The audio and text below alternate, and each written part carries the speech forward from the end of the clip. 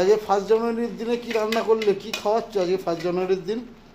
আজকে যদি ভালো মন্দ খাওয়াও তবে তো সারা বছর ভালো মন্দ খাওয়াবে। ও তাই নাকি? হ্যাঁ, নাহলে তো সারা বছরের ঝোল ভাত খাওয়াবে।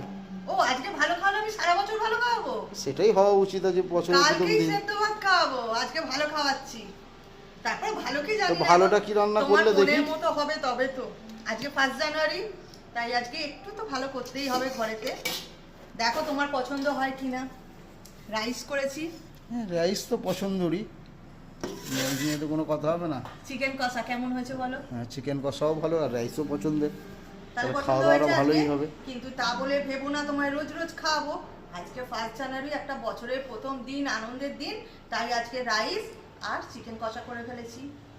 বেড়েও ফেলছি, তোমাকে দিচ্ছি। চলো খেতে বসে যাও তোমরা সবাই মিলে। কেমন হয়েছে আমি জানি না, সেটা খেয়ে আমি বলতে পারবো কেমন হয়েছে।